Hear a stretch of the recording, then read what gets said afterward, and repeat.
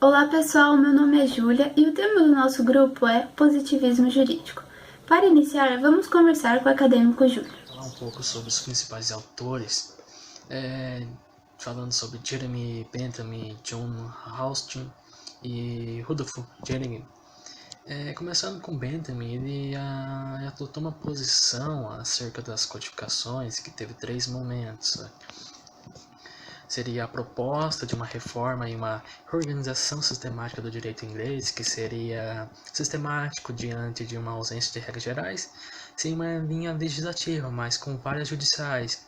Por fim, uma reforma radical do digesto do direito inglês, com a codificação completa do direito civil, do direito penal, do direito constitucional.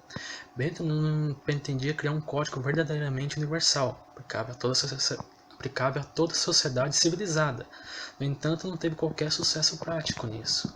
E para Bentham ainda, ele entende que o código não pode ser criado por jurista, não podia ser criado por jurista, pois teria um interesse profissional e econômico na manutenção do caos e nem por as comissões.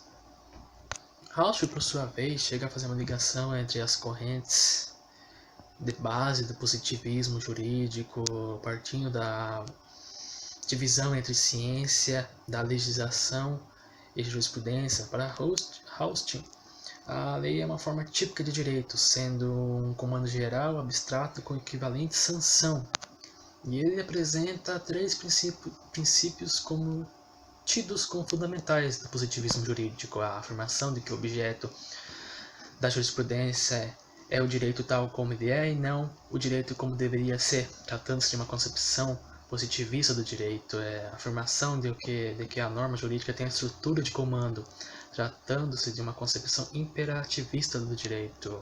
E ainda afirma de que o direito é posto pelo soberano da comunidade política independente, em termos modernos, pelo órgão legislativo do Estado, tratando-se de uma concepção estatal do direito. Todos falar um pouco sobre o surgimento do positivismo jurídico. E quando você fala positivismo jurídico, você tem que criar um trabalho de construção histórica sobre a expressão direito natural, direito positivo, pois a ideia do positivismo parte da distinção entre o direito natural e o direito positivo.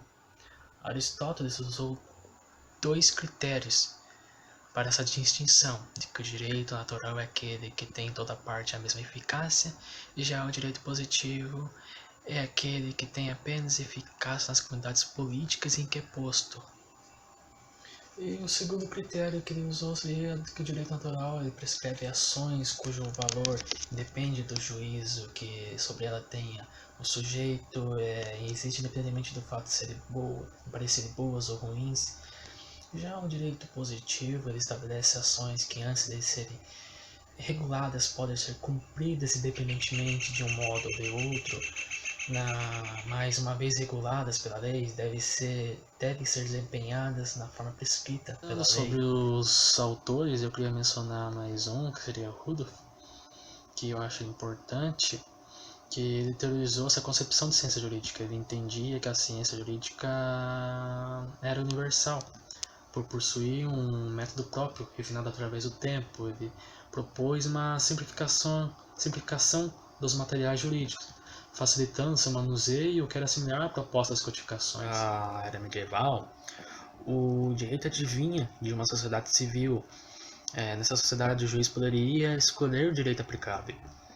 E já no Estado moderno, o juiz passava a integrar o Estado, de tal forma que pode aplicar as normas delas na minha parte. Eu acho que era só isto mesmo. Não mencionei todos os autores, mas tentei focar nos principais. Espero que esteja certo no que eu disse. E dando continuidade ao trabalho, eu vou passar a palavra para a Júlia. Muito obrigado e até a próxima. Muito obrigada, Júlio. Depois dessas análises, é importante comentarmos sobre a relação do positivismo jurídico com o justnaturalismo e o positivismo. O justnaturalismo pode ser visto como o contrário do positivismo jurídico, devido ao fato de defender o direito natural, o qual é direito advindo de outro. E já o positivismo jurídico é baseado no direito positivo, ou seja, no direito imposto pelo homem. A tese do justnaturalismo é a superioridade do direito natural em face do direito positivo. Nesse sentido, o direito positivo deveria, conforme a doutrina justnaturalista, adequar-se aos parâmetros imutáveis e eternos de justiça. Com relação ao positivismo jurídico e o positivismo, muitos interpretadores os ligam, portanto, não possuem o mesmo significado, e sim uma relação. Porém, o positivismo jurídico prega o racionalismo e não o cientificismo, que é o que o positivismo segue. O positivismo jurídico seria o normativismo, onde visa o direito positivo. Lembrando que nem todos os apoiadores do positivismo apoiavam o positivismo jurídico e vice-versa, como explica Norberto Bobbio. A expressão positivismo jurídico não deriva da de positivismo em sentido filosófico. Em suas origens, nada tem a ver com o positivismo filosófico. Tanto é que, enquanto o primeiro surge na Alemanha, o segundo surge na França. A expressão positivismo jurídico deriva da locução direito positivo contraposta àquela de direito natural. Agora vamos conversar com a acadêmica Alana.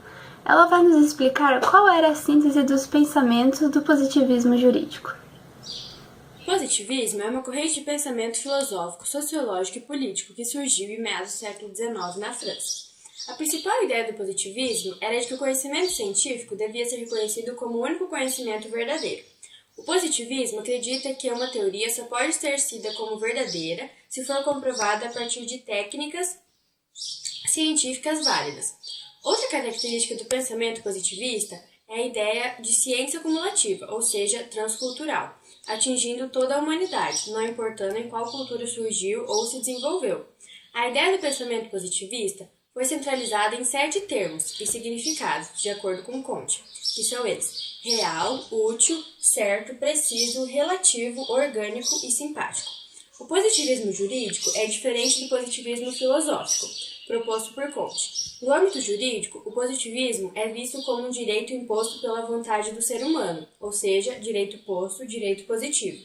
O positivismo jurídico elimina qualquer hipótese do envolvimento divino nas ações humanas, assim como da natureza ou da razão, como defende o justnaturalismo. Agora, vamos conversar com a acadêmica Diana, que vai nos explicar a relação do positivismo jurídico com o direito e com a moral. Eu abordarei a relação do direito com a justiça no positivismo jurídico.